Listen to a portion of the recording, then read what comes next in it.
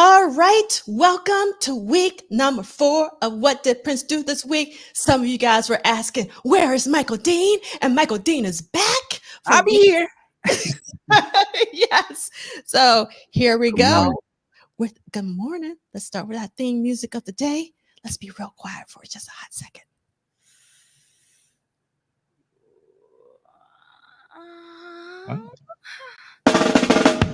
All right.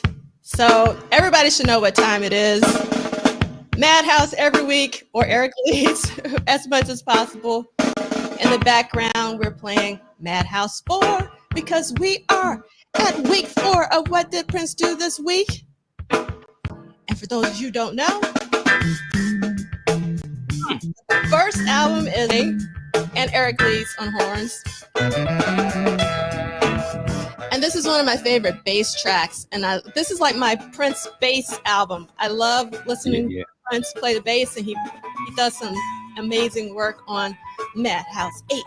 All right, guess what? First in the chat was Red Cat Uprock. Thank you so much. Welcome, Clarissa. Welcome, Man Ray, to all the Purple Peeps. Minneapolis is in the house with Christina. We got Denver in the house with Nick. We got Dorothy Edwards. Happy birthday to Susanna and Wendy Melvoin. Oh, happy birthday.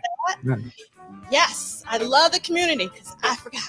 And then we got April from Tampa. We got Marcus G.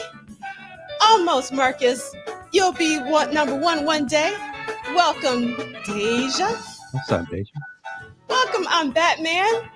It's good to have Batman here. Thank you so much for being here. We're the Nightcrawler. Welcome, Zuzu's Petals. I'm psyched that you're here in real time.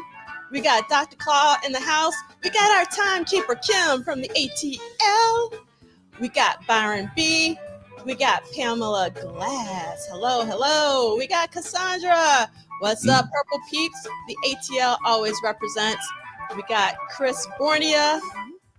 Thank you for being here, because you make sure you can that we're saying everything right. Welcome, Sister Charles from Houston. We got Mooches. Nice to see you again as well. Always love seeing photos of Vanity. And we got Insa from Italy. It's so great to have you here. This is awesome. Christina has ordered Madhouse 8, and it should arrive today. Nice. There you go. That is such great news. As you continue on with the announcement and stuff, can we? What did when Christopher Tracy and arm music? You mind? You know. Yeah, I don't mind. This ain't going. I don't think this ain't gonna get you in trouble or nothing. Okay, let's see. Keep on going. All right. Okay. Melvin Rush the second. All right. We got Maria. We got That's how we wake up in the morning. This is how we wake up in the morning. Real line of DJ. I wanted to say this last week, but I forgot. I love your image of Ice Cream Castle. And we got TP in the house. We got KMS 1984. Got C. Lee sneaking in while his workshop is ending. Appreciate you so much. Welcome, Andre. All right, we got Vanessa in the house. We got Chip and Sparrow all the way from Japan. Thank you for being here. Thank you so much, JD, for being here. Good morning, as Morris would say. Good. Hi, Christian. Yes. Good morning. Now we're ready. Yes, we are ready. That makes my day, Melvin. I really appreciate it. All right, so let's try to get through this housekeeping with the quickness so that Kim doesn't start counting time for us. We're going week to week, not date to date. One day you'll figure that out if you haven't already, and then follow the detailed schedule at our bit.ly link, or you can go to bookclub.polysolid.com. You do not need the expanded version, but that's what we're reading. There you go. That's what we're reading. We are reading. Yeah. All right. And it's so funny how many times I've used StreamYard and I still sometimes don't hit the right button, but that's okay. These will be archived on at Polished Solid as well as at MDean. Please, please, please, please. I'm down on my knees begging you, please, please subscribe, like, and help spread the word. Thank you so much. And I still don't know what I'm doing. So, hashtag WDPDTW. Yeah. Yes. I would love to play Letter from Miles, but we can't play certain things on a live stream because it will stop the stream. And I think that's one of them. I'm quite certain. Good morning, Cleveland. Myron is in the house. What up, Myron? Jamie Starr is a thief, and we cannot miss that Lisa is here for the very first time. Lisa Reed, thank you so much for taking time out of your day. Miss And Reed. Steve Lee is saying every time you greet Chip and Sparrow, I think Chip and Dale, also known as the cartoon chipmunks duo. Chip and Dale. Dale. It's old school. Yeah. And then Byron is asking, anybody here a former member of the Prince phone fan club? No internet. You had to dial into a voicemail for the info. I've never heard of that. Wow. Byron. Okay. What about you? So, Michael, I don't think you have either. I don't remember that one. I remember they used to have them 9-800, you know, your favorite thing, but I don't remember the Prince one, but not to say they didn't have it. Yeah, I'm yeah. Sure they did. I'm sure they did. And welcome Scorpio J23. And welcome April Rain. Love that. And so other folks know about Chip and Dale. I don't know. You don't know about Chip and Dale? No. I wasn't really into cartoons. I only watched Scooby-Doo because it was a mystery. That's the extent of my cartoons. And then let's see, 1-900 Glam Slam. What? Oh, there you go. Was that the number? So we got. I remember the phone thing. I think you had to call to order stuff too. Yep, that was the Prince family newsletter. I remember the newsletter. I remember. Well, I found out about the newsletter. I didn't know about that. They had a phone number before, and along with the newsletter. All right, we're learning stuff because I didn't know about the Prince family newsletter. Didn't know about the phone number. Good morning, Stone Freak. And good morning. Yeah, sexy. 71. It's always a pleasure to have you here just so I can hit that button. And let's see. Lee Christian saying I was in the fan club when it was the MPG and you got the war cassette. Was that 1-800? I was in the UK. The war goes on and on. Now this is an interesting comment. Dr. Claw saying that they think that the Jets did that Chip and Dale TV show theme.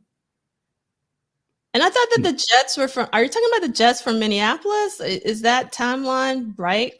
Well, there was probably different versions of the Chip and Dale series over the years. So, you know, they go back a long time, but I wouldn't be surprised. Okay. All right. And then Heavenly Gains, you're never late. But thank you so much. Heavenly Gains is saying they're late to class. I love that. Welcome, Tanja. It's nice to Tanja. All through the night. All right. I believe it was called the Prince family. Okay. The Prince family. Okay. Yeah. You remember? I remember these names of these things. Yeah. The Prince family, PPML.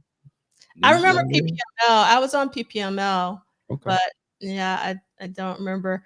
Yep, let's see. I ordered Cristobal from a number and found it in the record store first. Yes, you and a lot of other people.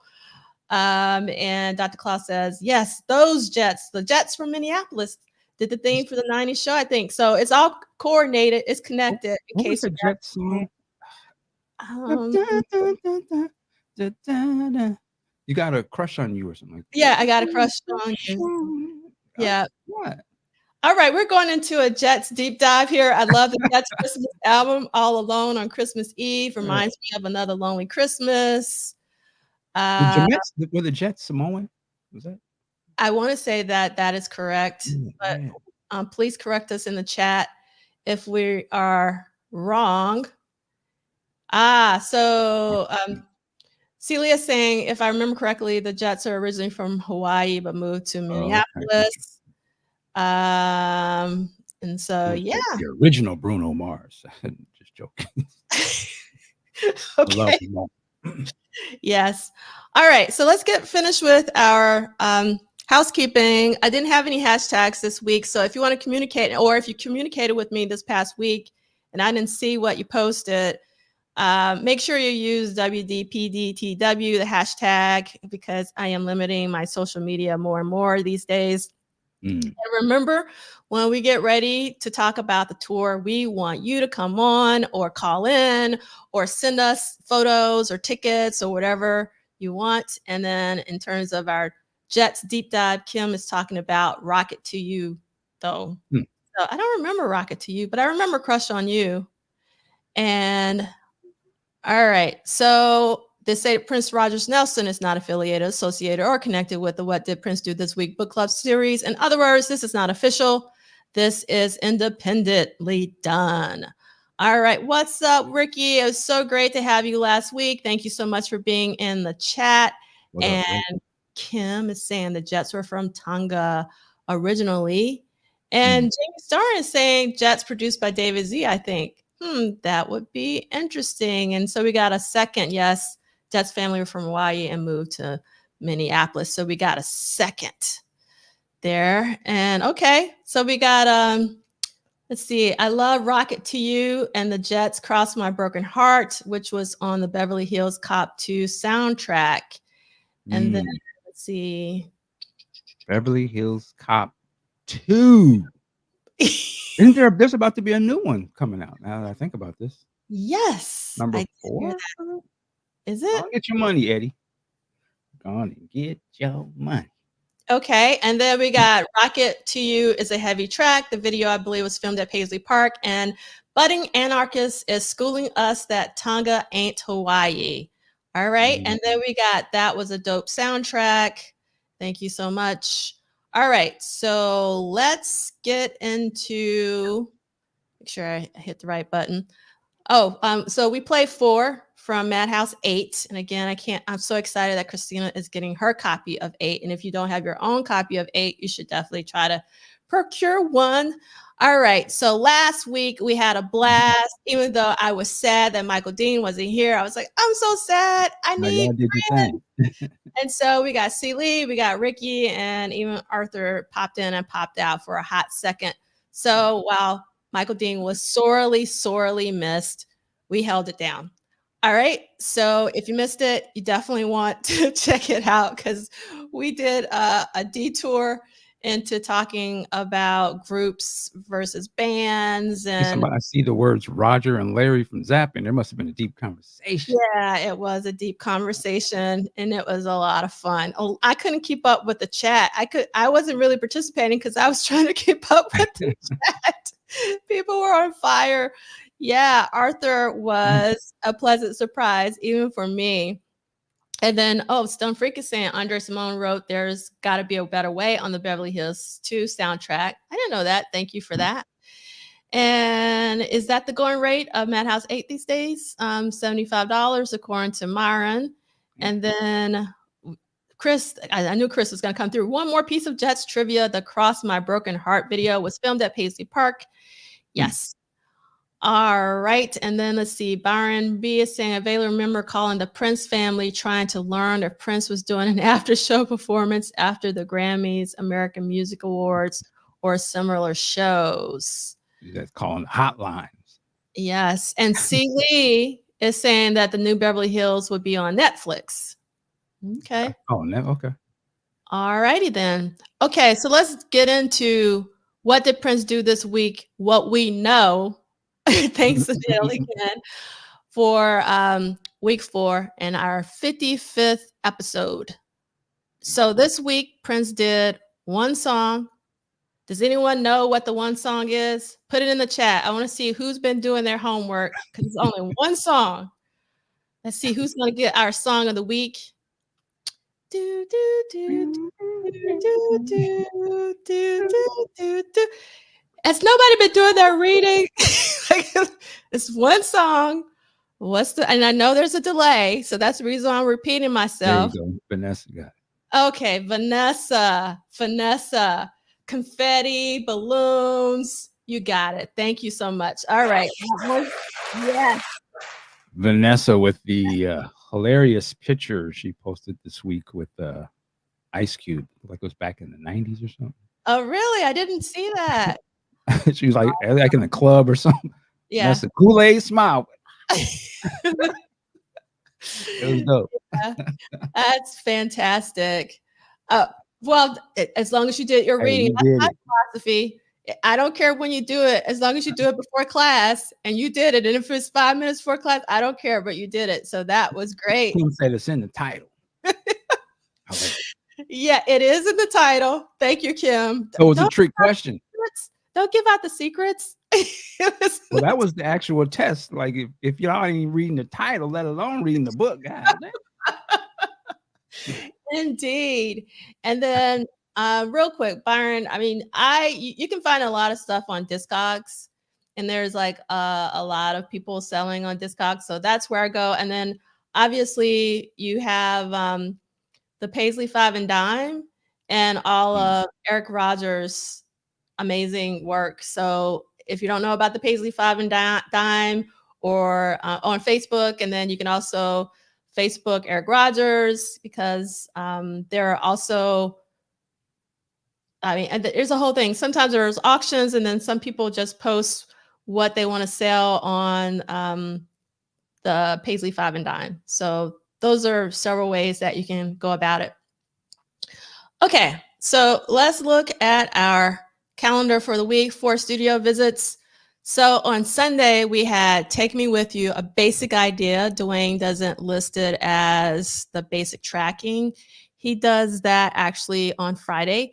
But on Sunday, it's just a basic idea, and it's listed as Sex Shooter.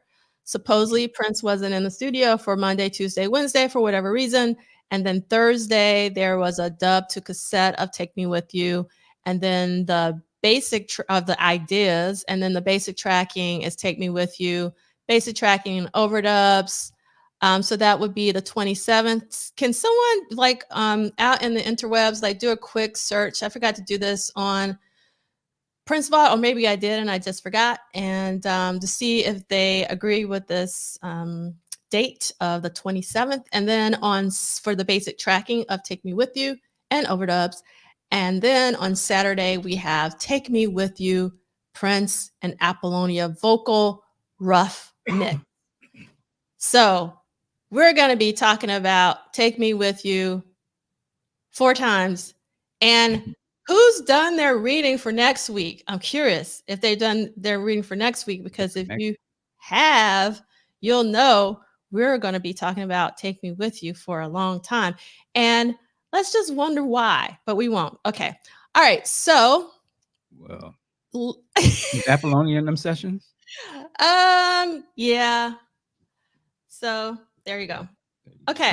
All right. So let's working on.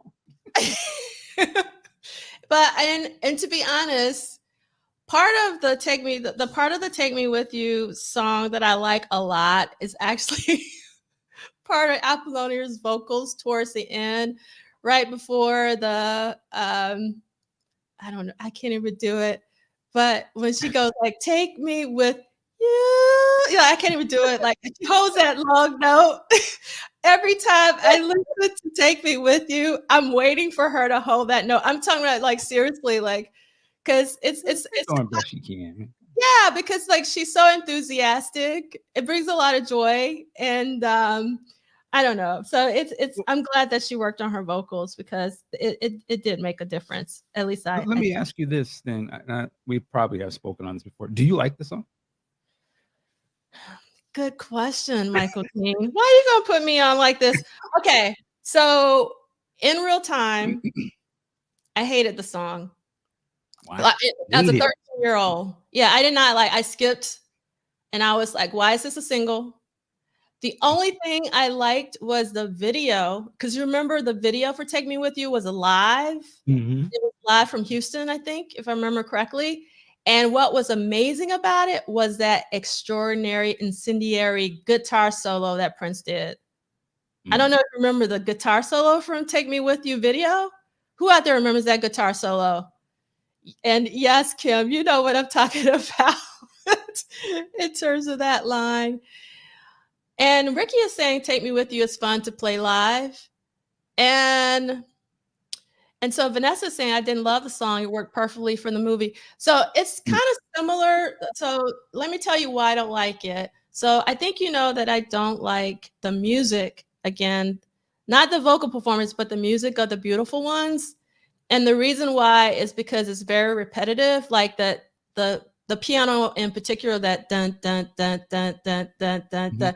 And so with Take Me With You, I find it very repetitive as well. That dun dun dun dun dun dun dun Mhm. dun That's what I dun dun love. dun dun dun dun dun dun dun. You know, like Yeah. and Ah. and I mean, as I've gotten older, I appreciate the song, and I think it's placed perfectly in the film. I actually like it in the film, but Mhm. on the album, I never liked it. And Mm, then when I was reading for today, because originally it was actually on Apollonia Six's album, mm. and I was like, I wish it would have gone. My first thought was, I wish it would have been on Apollonia Six's album. And then I was like, nope, because I wouldn't want any of those songs to be removed off of Apollonia Six. Because one of the things we're going to read about, one another reasons why I don't like Take Me With You, especially after doing some research, is that that's one of the reasons why Computer Blue got shortened alongside Let's Go Crazy in order to put Take Me With You on there. And I don't think that Computer Blue should have been shortened because Computer Blue is my song. It's like, my Right. favorite one. Mhm.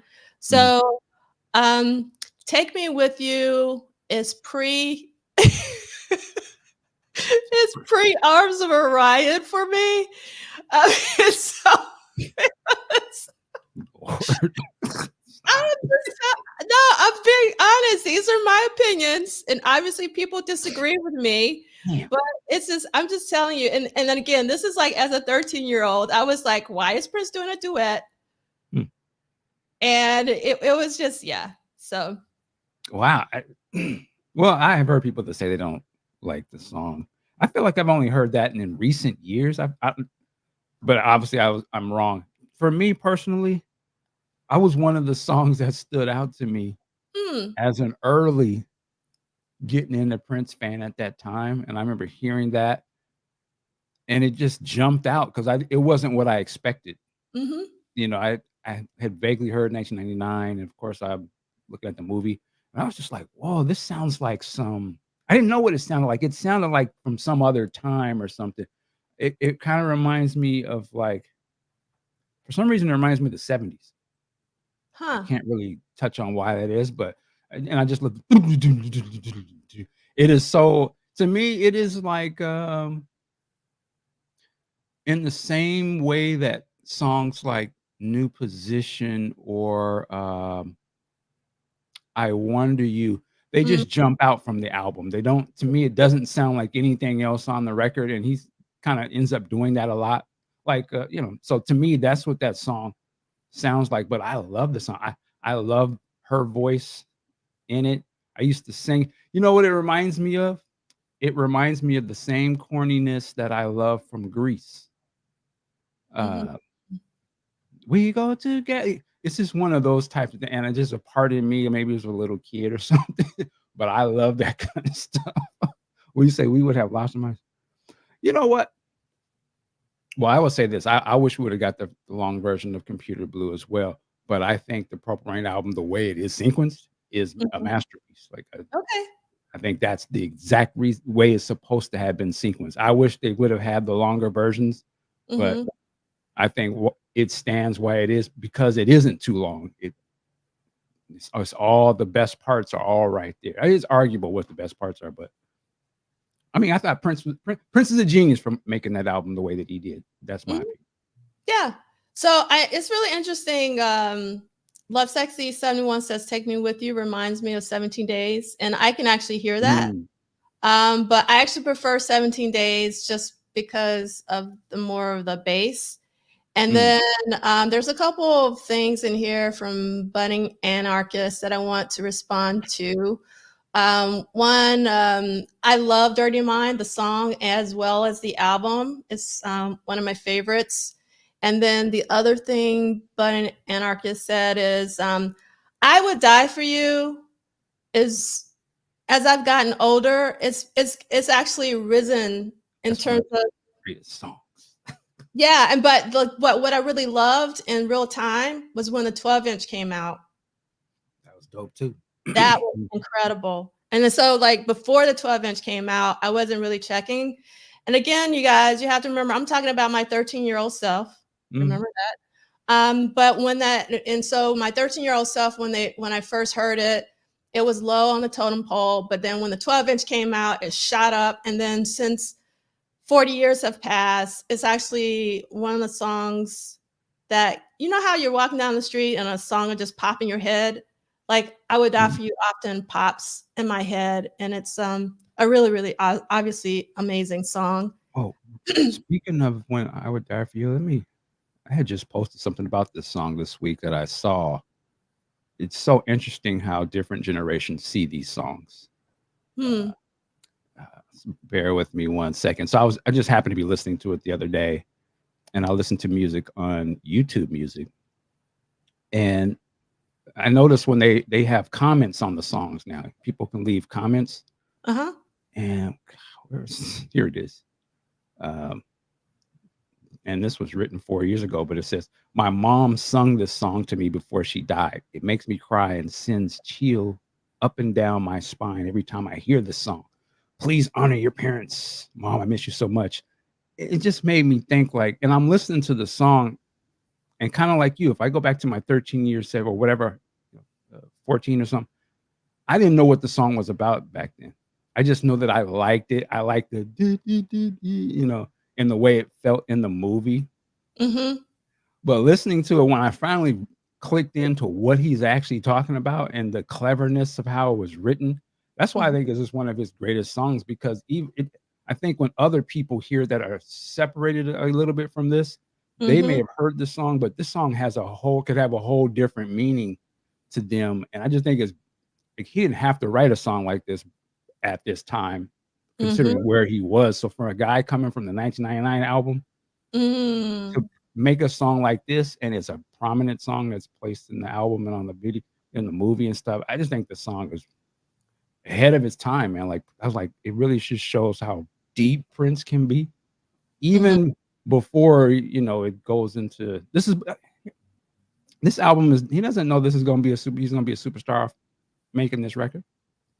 You know what I mean? Like he Yeah. was just being himself. He wasn't being Prince. You know what I mean? Like you're just putting it out there and seeing what happens. And so the fact that he was like, yeah, I want to have this song talking about this from this perspective of like Jesus or something. I just think that it's a brilliant song. Like it stands the test of time, in my opinion. Like I would die for you. And somebody could be singing a song, not even knowing what the song is about, but they would just be like identifying with, man, I would die for you. Like that's how much I love you, or that's how much I'm willing to, stand up for you. I just think it's dope.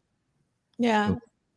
So, So then, I'm with Ray One. Actually, this is my diptych. Whenever I listen to Computer Blue, I listen to AUTO-matic, or when I listen to AUTO-matic, I listen to Computer Blue.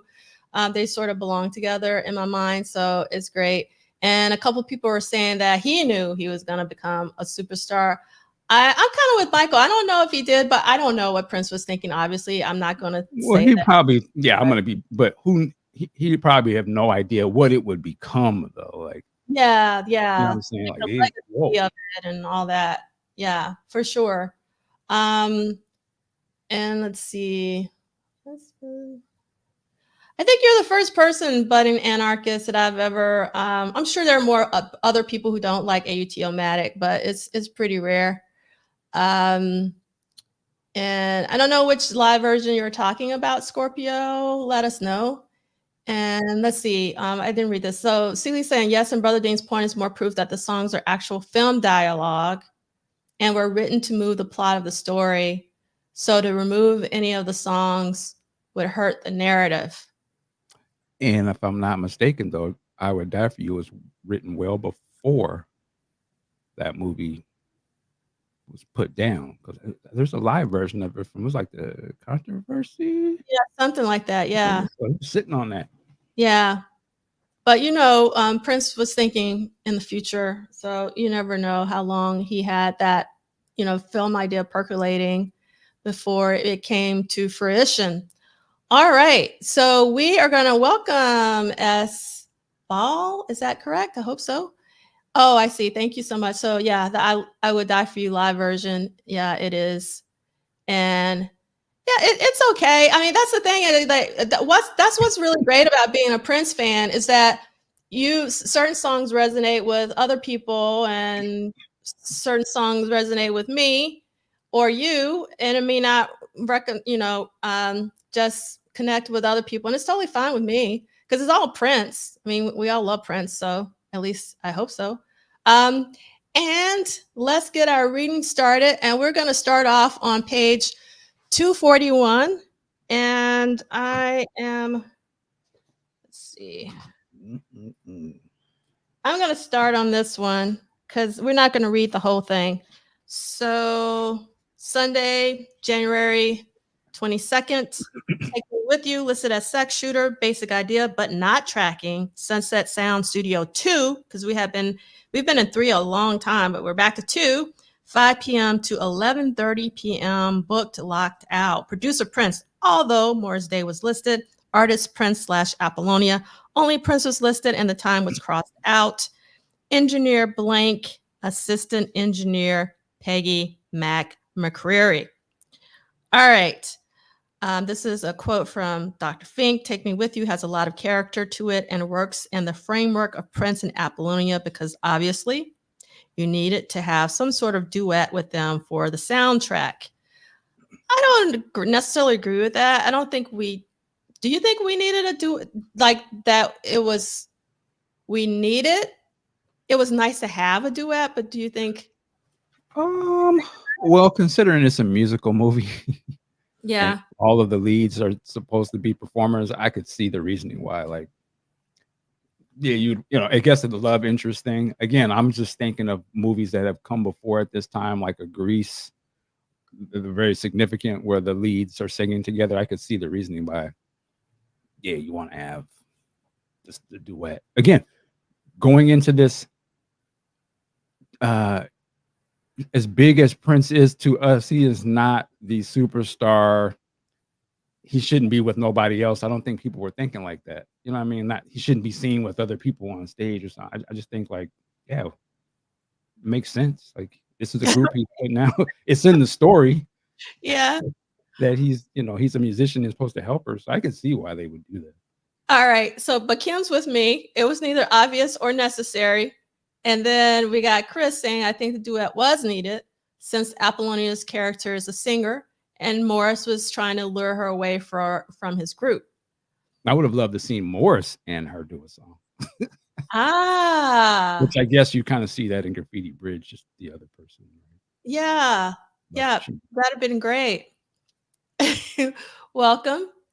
And okay, here we go. I'm not reading this whole chapter because it's too long. I mean, this whole part. So we're going to skip to page 242 and the first real paragraph starting with during this session.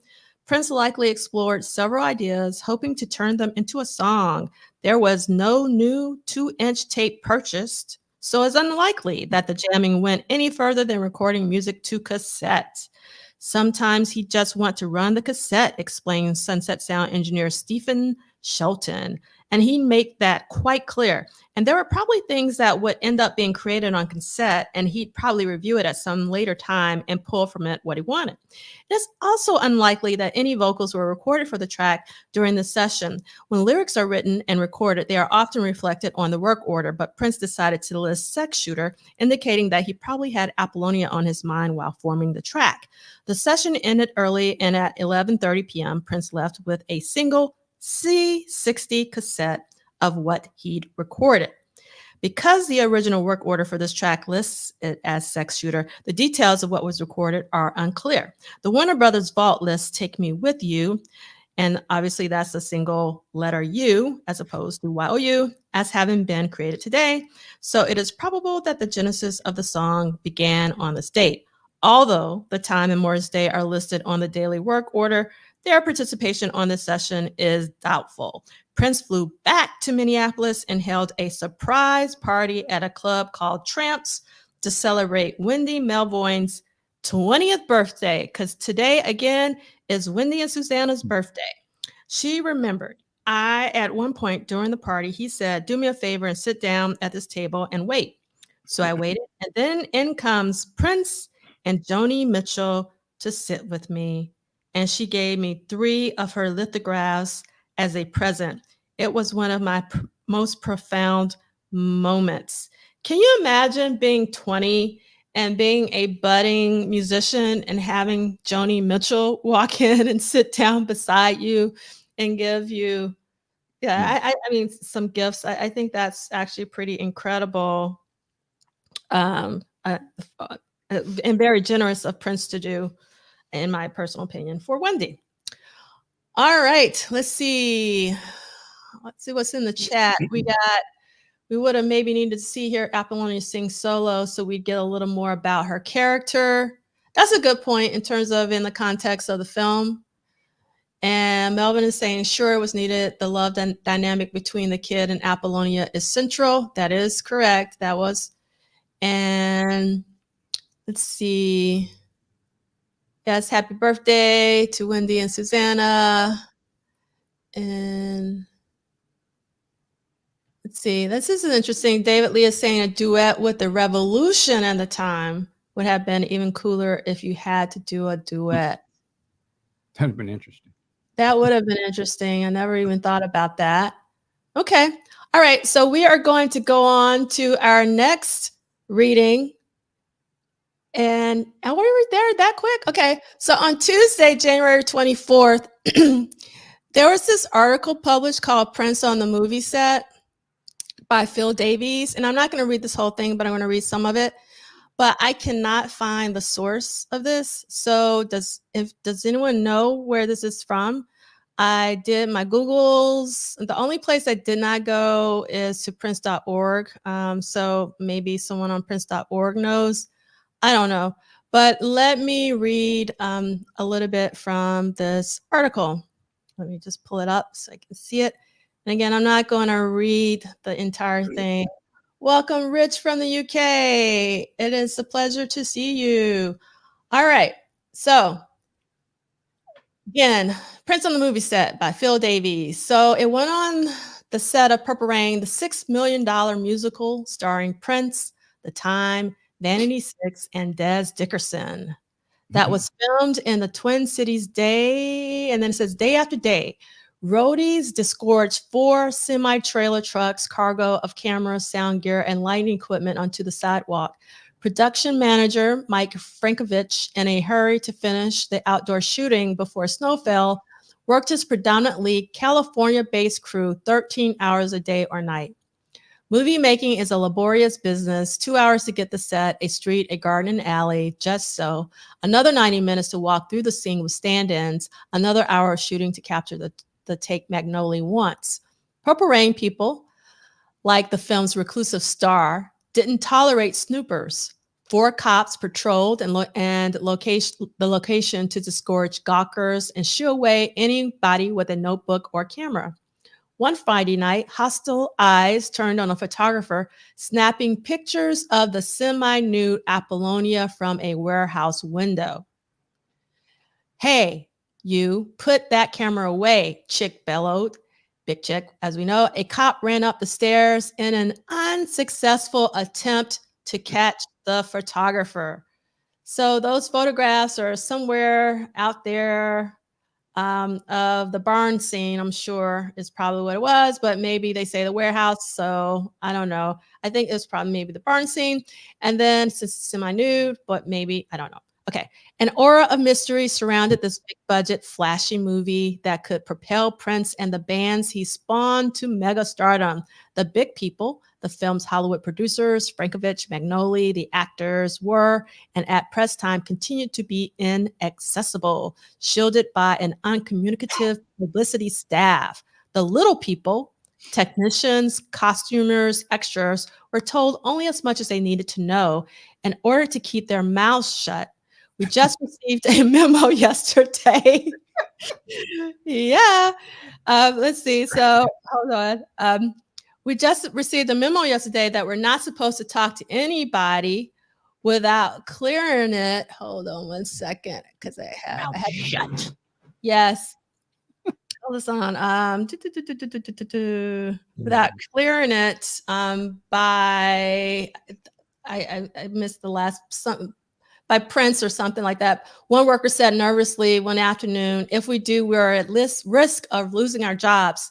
I have dreams of Prince firing me himself," another quailed.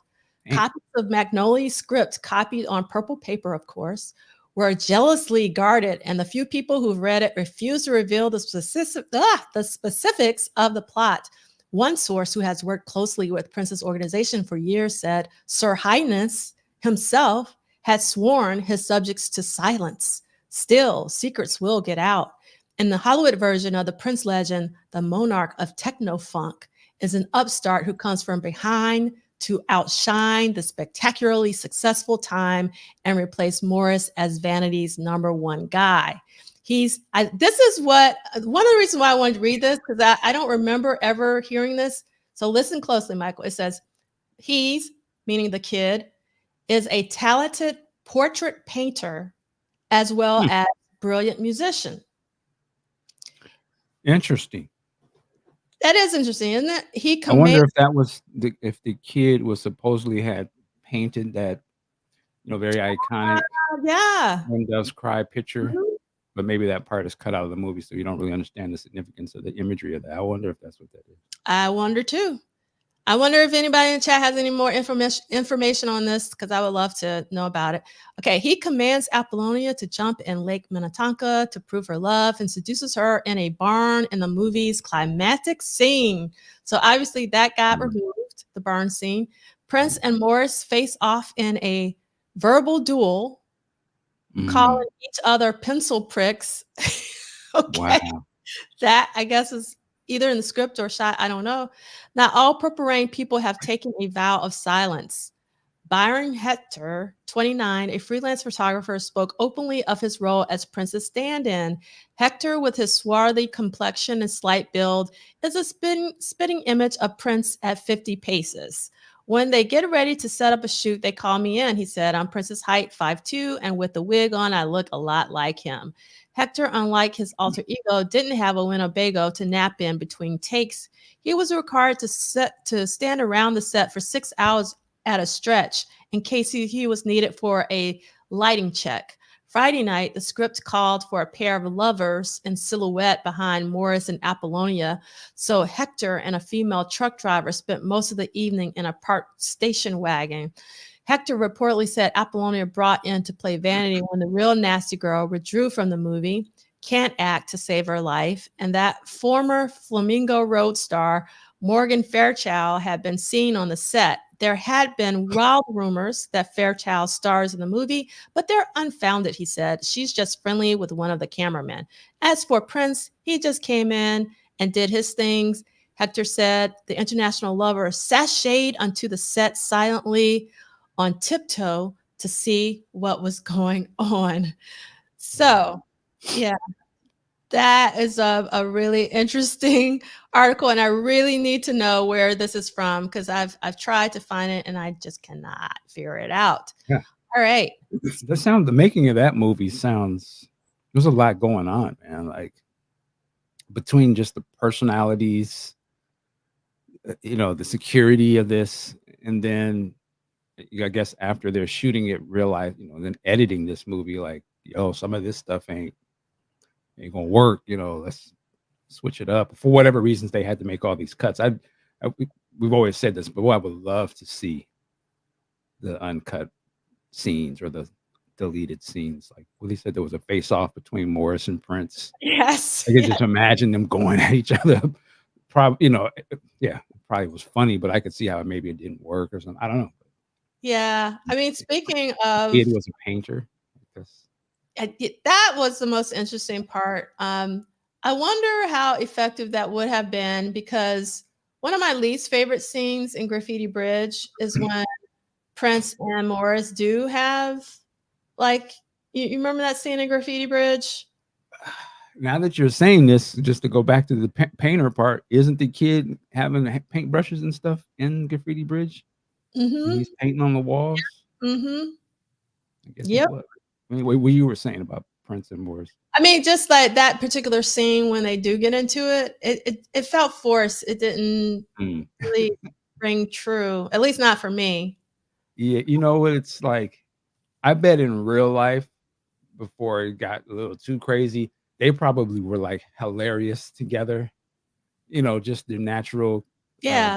thing. But I Rapport, could see yeah. after a lot of stuff and the positions that certain people now have, maybe in the camera, it's a unless they were like super good actors, it might Yeah. be hard to have that kind of chemistry on Mhm. film way later like that.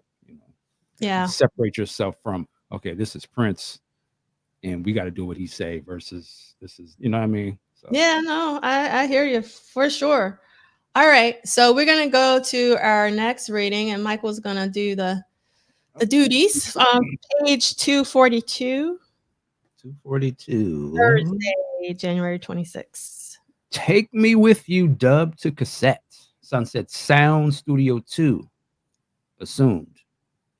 Producer Prince, artist Prince Apollonia, engineer Peggy Mac McCrary.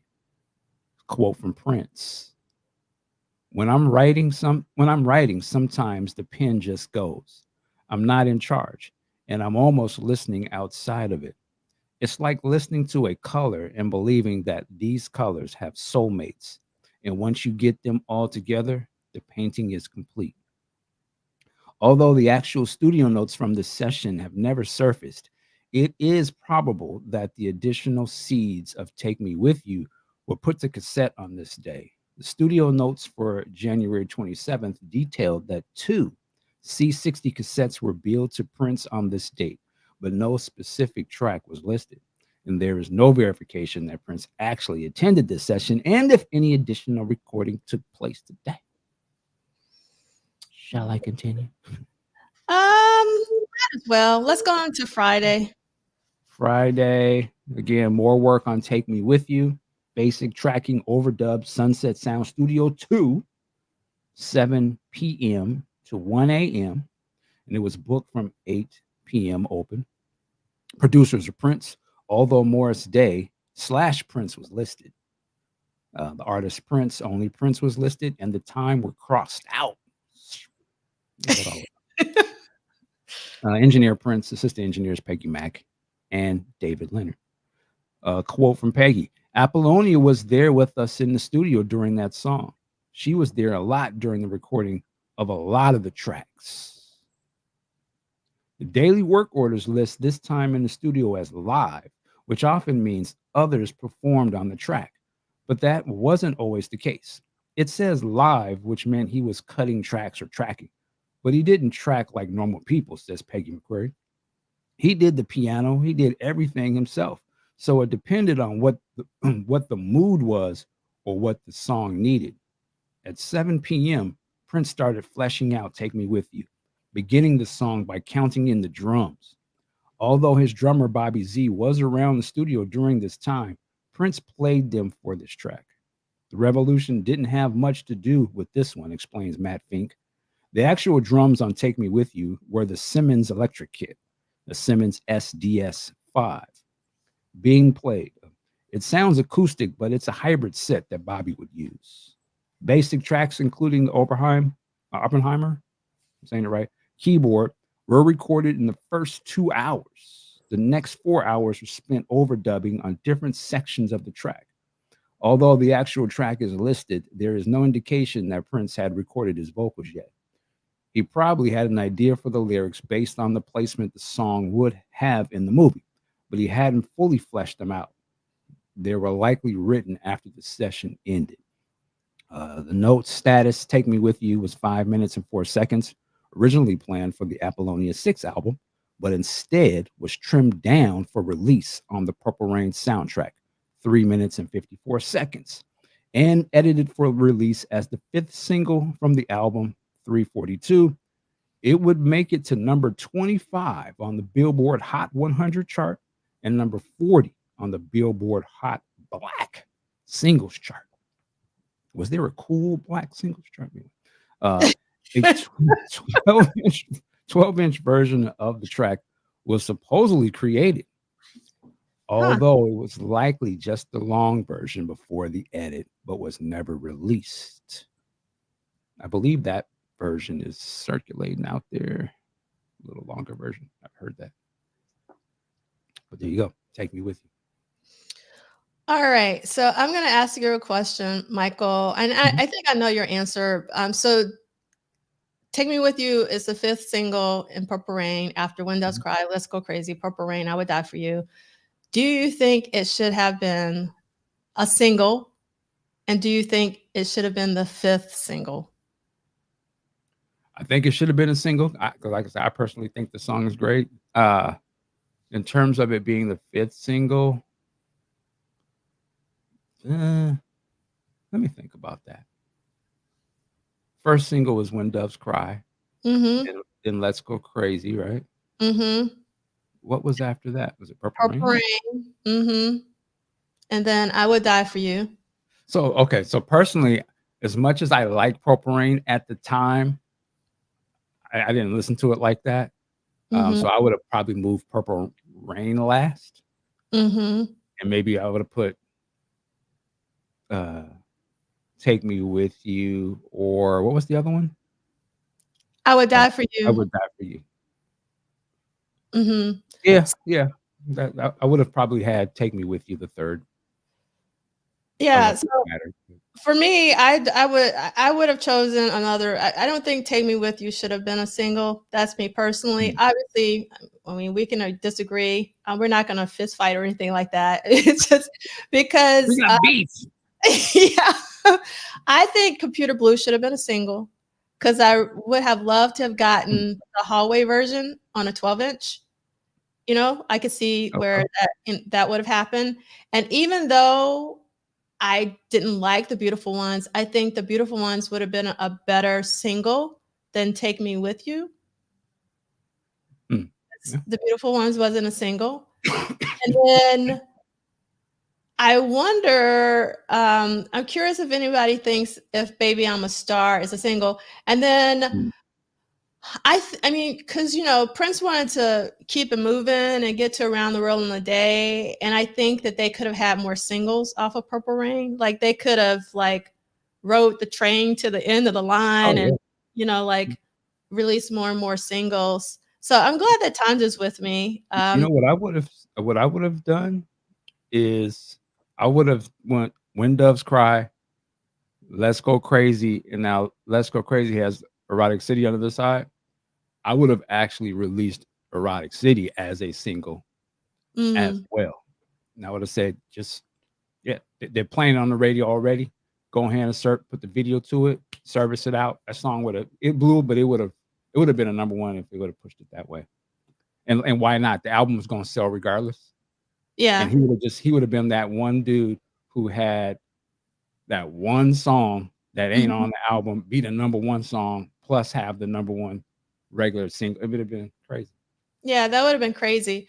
Um, But in Anarchists, in terms of Baby I'm a Star, do you mean the song or do you mean as a potential single? Let's see.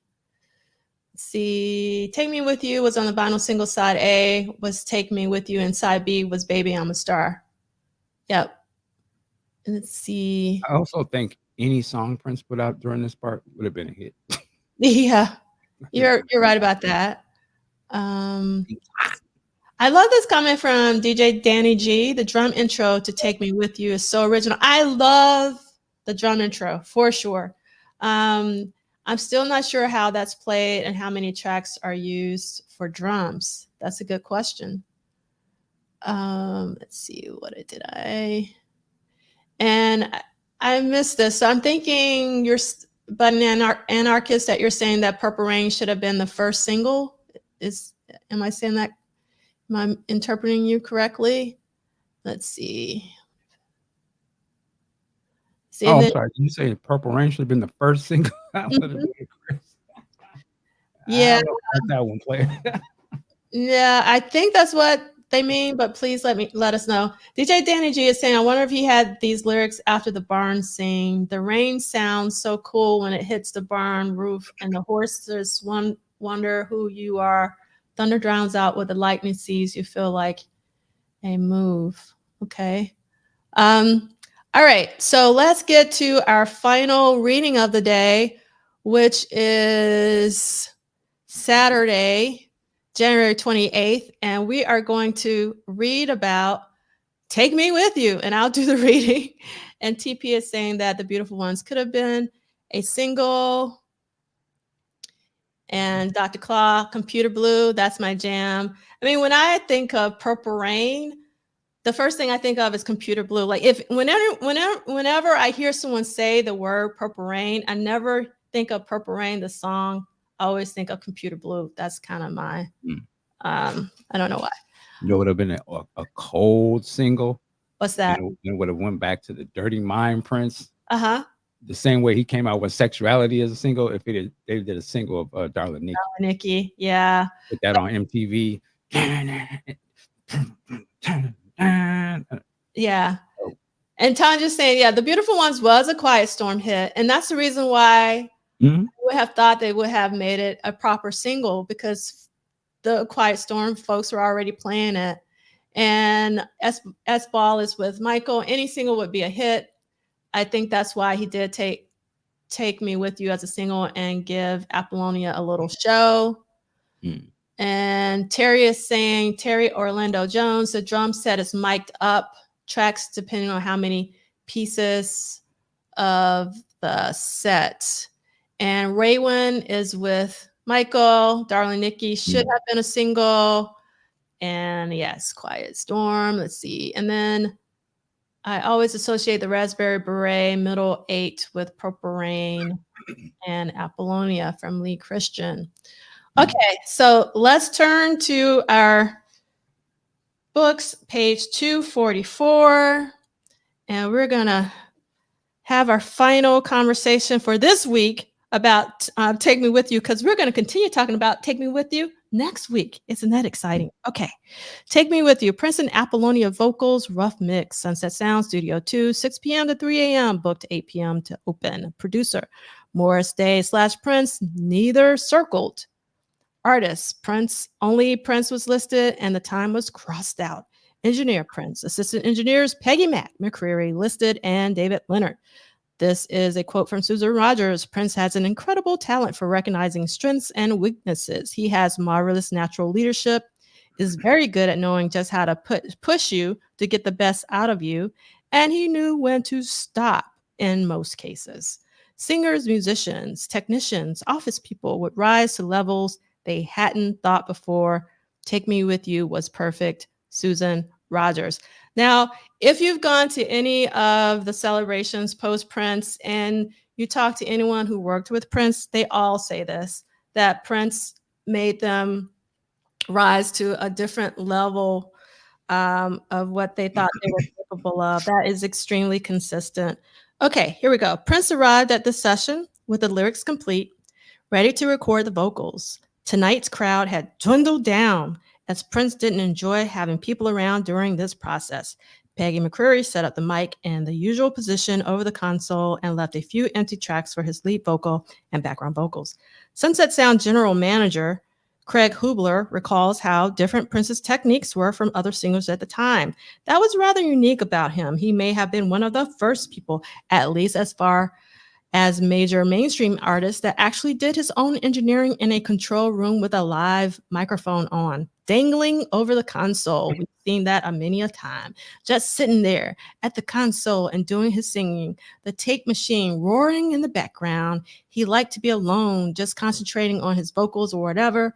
If he needed someone, he just popped his head out the door. Using David Leonard as his engineer, Prince spent the entire 9-hour session working on vocals, first his own, and then Apollonia's. The work on this track were Apollonia's first vocal sessions for new music with Prince. They recorded her vocals for Sex Shooter at his home with his Minneapolis engineer, Susan Rogers, but that was a track originally created for Vanity 6. So this was Apollonia's first true lead vocal session at Sunset Sound. 2 cassettes were created at the end of the session after a rough mix. Prince already knew he'd be calling the track Take Me With You instead of Take Me With You with a letter U instead of Take Me With You with a Y-O-U, because he corrected the work order to reflect the proper title. What I was curious because you've said this. We said this a couple of times on these work orders. Who fills these out? Is it Prince or is it the engineers? I would think it's the engineers, but I don't know. So And that, I asked that, yeah. why do they keep putting Morris's name on here when it doesn't seem like he has? Is he supposed to be there or something? Like they've done this a couple of days. It Yeah. makes. I'm just curious. Like why are they writing his name and why are they crossing it out? Like what is that all about? So it's. I I, don't want to think it's a petty thing because it's like with yeah. Morris not going to see this. So well, I'm just curious. Was Morris supposed to be coming to these sessions Yeah. and produce these songs or something? You know what? I'm going to try to get Peggy to come on because that would be a really great question for Peggy Mac. Well, I'll reach out and see if she's willing. Because that is a really good question, and I've been thinking about that recently, especially this week, because they keep just scratching out the time. I don't know. That's really a good I mean, question. it just makes you wonder what was there supposed to be some sort of way that the time was a where they were all going to be on the songs or something? I just it Yeah, makes you wonder what was the reasoning. yeah. So Nick Feldman is saying it's the engineer or the assistant engineer that fills out the work order. That's what I would have thought too, but I wasn't sure. So thank you, Nick, for that verification. Um, And this is interesting. I had the songbook to Purple Rain, and they included God and Father's Song. I can't believe Father's Song wasn't even a B-side. That is Mm. a very good point. It seems like it would have been the B-side to God, to be honest. Let's see. And Melvin is saying, interesting note that the first time John Blackwell ever played for Prince was playing Take Me With You live in the studio at Paisley Park. Prince was blown away and hired him instantaneously. I can see that, especially with the lead drum going into the song "Take Me With You." It's like a really good drummer. Doing that live can be really powerful. And let's see, Nick Kim is saying "Darling Nikki" a no-go as a single because of the lyrics. Mm? Well, I mean, you have to in context of the Did they not play Erotic City on the radio? because they didn't know they couldn't tell if it was FUNK or FUCK. So isn't that even more of enough to be like, why play with that? He's not saying nothing offensive. It's not saying no offensive words or alluding to no offensive words in But Darling. it's painting a picture. Sure. Well, it would be controversial, no doubt about it. Yeah. Maybe radio doesn't play it, but I still say it would still be a hit. I know Yeah. MTV would play it probably, or the controversy would blow it through the roof. Yeah. You know. And Celia's saying, but when they were searching for a vanity replacement, did they have them sing to ensure that they could? That is a good question. I have never heard that that was the case, but I could be wrong. Well, I wanted to ask this question too. I like that he said that. Is so at this point, there had never been any duets with Prince that had been released. Mm-mm. Okay. Nope. And what was the one after this? Was it Sheet and Easton? I would think so. I would say you got the look. Yeah. Okay. Yeah. Sheet and Easton. Man, that's interesting. Yeah. Okay. Yeah. I think Apollonia, if this is her first time singing Mm-hmm. and she does this, like that's amazing. Like he was able to take what she could do and make it a classic Yeah. song. You know, Yeah. I mean, how many singers out there can actually sing "Stay Anyway" Yeah. in our icon? So I mean, they ain't got nothing to do. So going back to Celia's question, I remember reading, I don't know this for certain. I would have to go back and read Dwayne's book, but I remember Love Bizarre would be the next one. You're right. Sorry. Love Bizarre. That's right. Thanks, Vanessa. You're absolutely correct. I never, okay, I'm trying to have two different conversations at the same time. So I remember there was a conversation Prince had with whoever was doing the casting. And I can't remember what that person said, but I remember Prince saying, I'll make it work when it came to the singing part. I know we read about that, but I kind of remember that. Yeah. yeah, but I don't think that I don't know. I have to go back and look in the book. Good question. All right. And then in terms of Love Bazaar, which again, I want to campaign for the Romance 1600 to be released on Blu-ray and do the 4K treatment just for Prince's performance alone. Like, I think Love Bazaar in that Romance 1600 video is one of, I don't know, Prince's most amazing televised performances of all, or captured for commercial use of all time. I love that version of Love Bazaar, and it should be out in the world in its most pristine form.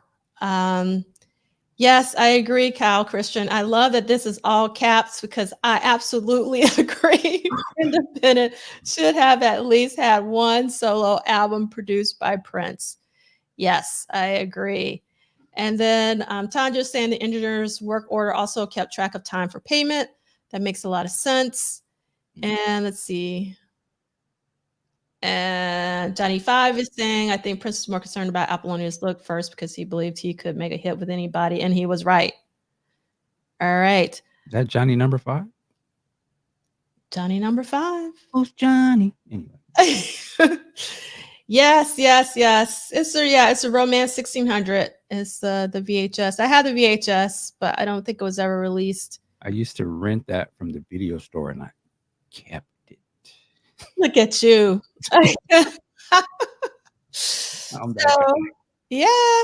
So guess what, Kim? It's okay because we're about to end this. So you don't even have to give me a time check. I just got a few more things, but David Lee I hit the wrong. You guys are coming too quick. David Lee said that was an amazing live performance. Always left me wanting more. I am with you. When he does the twirl and throws his coat down. Yeah. I was like, no. I was like, he's about to get. I was like, he about to get crazy. He was. I wonder what he went into. What song was that? Because I was like, man, he about to turn up. That's what they need to release. Like, what happened? Here you go. The next celebration, just say, ladies and gentlemen, welcome, and then have it start exactly where and you just see whatever Prince was doing.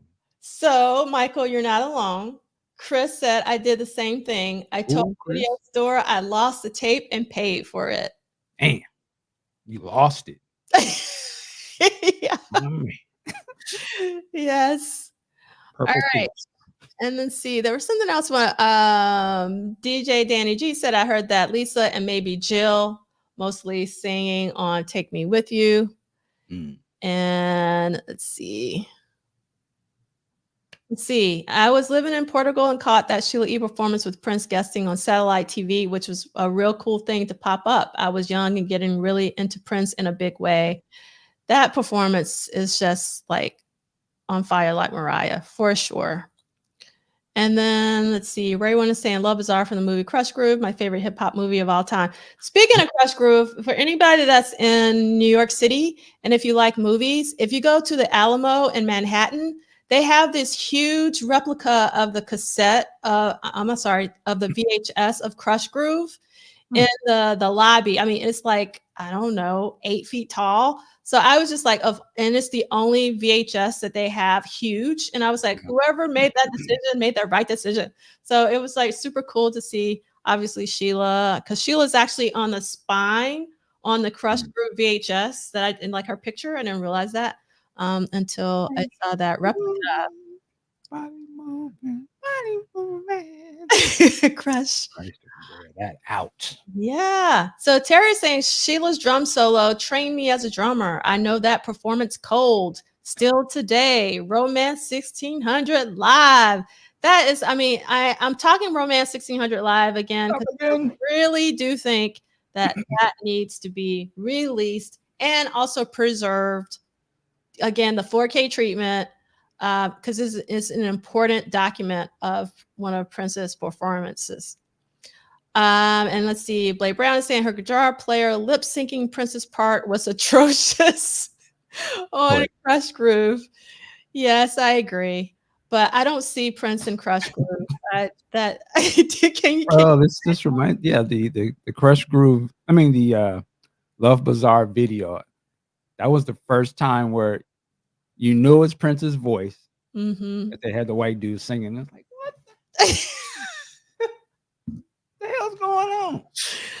Yeah. All right. Shenanigans. Let's see what Monair is saying. The ending Mike play splits get me every time. A shining moment, how he danced and moved, similar theme. And he was dancing at the time, like in the Kiss video, using coats and clothing.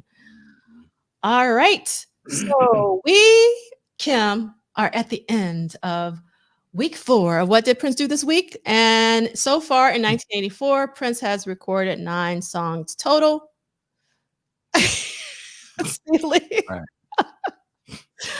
Oh my God. Let's see. Yes, my Blair Underwood crush began with this movie, and I'm sure a lot of other folks. And so 22 studio visits total so far in 1984. And these are the songs tracked. I can read them since there's not that many right now. So Be My Hero, The Dawn, 17 Days, My Draws, Ode to Tricky, Ice Cream Castles, Untitled Instrumental, Sugar Walls that we talked about last week, and Take Me With You. So, oh, thank you, Chip and Sparrow. I miss Oliver's house. Did I miss Oliver's house? I think, hold on one second. Let me check something because I think, let's see, give me 1 second. You're absolutely right. So I'm going to add that. Thank you so much. I love that I have someone who is checking me. I want to make sure that I got this right. So thank you so much, Pippin Sparrow. You are the best. Thank you so much. All right. And then a quick film break.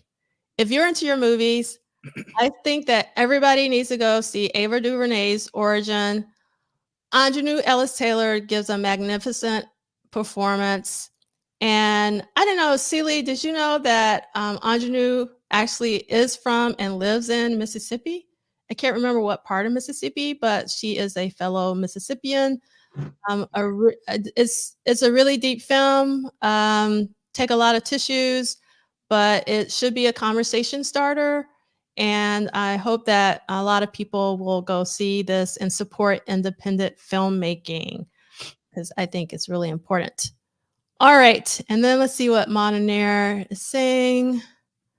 Going back to Sex Shooter and Taking With You, I have a vague recollection of an acetate with Apollonia's vocal on it being sold at a liquor store in Los Angeles named Rockaway Records. Oh my God. They had Apollonia bootlegs at the swap meet. Come on. All right. Take the word for it. So Tanja's With Me, required viewing for all. I really do think that everybody should see it. And yes, I agree. American Fiction. We talked about this last year because I saw American Fiction last year. It's also an amazing film with Jeffrey Wright. So you should definitely see it. And Chris is saying, I got to see you. Yeah, I've got to see Origin. You got to see it. I enjoyed the book it's based on, Caste by Isabel Wickerson. So yes, Caste is a book that the film is based on. But it's the Origin is not about is about the book, but not just about the book. It's really about Isabel Wickerson writing the book. And it's just, I think it's really brilliant filmmaking from Ava DuVernay. And I haven't even heard of this. yeah, you got to see it. And it's like a word of mouth because again, it's an independent film. So I'm trying to do my little small part to spread the word because it's a very powerful film. I would highly suggest for those of you who are into the Breakfast Club to watch the interview that Ava and Anjanou did on the Breakfast Club a couple of weeks ago. It's really an interesting. It's really interesting to hear someone like Ava DuVernay talk about how she has to self-generate her projects and that she's only been called once to actually do a film, and all the other films she self-generated. And I thought that was super, super powerful to hear her say that someone of her caliber and quality still have to self-generate projects. So, and this is one of her self-generated projects. So I think it's important that we support her and the cast. Oh, wow. So Celia saying the racist mofos are not showing it in Mississippi. So Anjanou rented theaters so it could be seen here. props to my Mississippi native sister. Yeah, she deserves all the props. And I think Modern Air had to clean that up. He said it was a record store, not the liquor store. oh, okay. I was like, okay. It was more gangster if it was the liquor store, but I Okay. That makes more sense. Got it. Thank you so much. Some of that MD 2020. Oh, y'all got that new Apollonia? Hang on, let me get it. Give me that one too. Yes, yes, yes. So this is a limited independent release, very small distribution. So, yep. Oh, yes. Kim, this is exciting. I love the Book of Clarence. That's another film hope that people will go see. The soundtrack alone is fire, fire, fire. You got D'Angelo, you got Alice Smith, and obviously you got Lakeith Stanfield in the lead role. And one of my favorites, Omar Sy. If you watch Lupin, you know who I'm talking about. And Chris, I love this. A record store, not a liquor store. Got it. Liquor store. I love that. Thank you so much. So we wanted to get a OG. Abbott. What a dog. Where would you go? Liquor store. To the liquor store.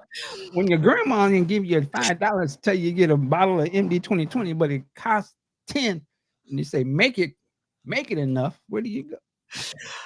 All right. Okay. So we're almost to the end. And I know some of you are tired of seeing this, but I'm finding that people always reach out to me and they go, I never knew about this. I didn't hear about it, blah, blah, blah, blah.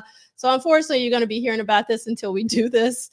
And so we're going to have an in-person symposium at NYU in Brooklyn, April 12th through 14th, to celebrate these 4 fire albums: Purple Rain, Apollonia 6, Sheila E., and The Glamorous Life, and Ice Cream Castle. And then after that, we are going to have a virtual symposium for 30 years of Come by Prince. And then we're eventually going to get to a 1-year anniversary of the Diamonds and Pearls Super Deluxe to talk about the music, because we didn't really get to talk about the music in the way that I wanted when we did our virtual celebration.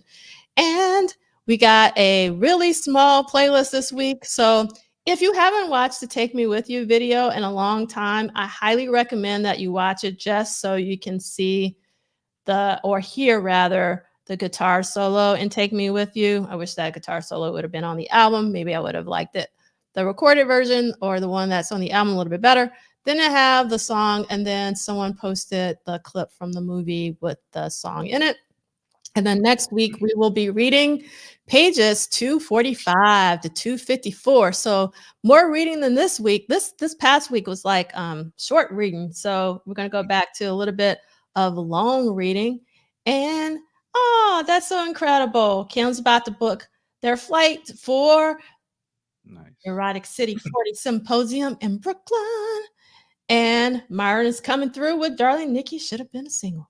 So I think that's a good way to end week 4 of What Did Prince Do This Week. Thank you so much, Michael, as always, for being here. You are the best. And how do you want to take us out today? I was going to say, what? Check. It didn't work. Never mind. I was going to say actually, never mind. Working like a job. We'll see you next time. Peace. Oh, peace.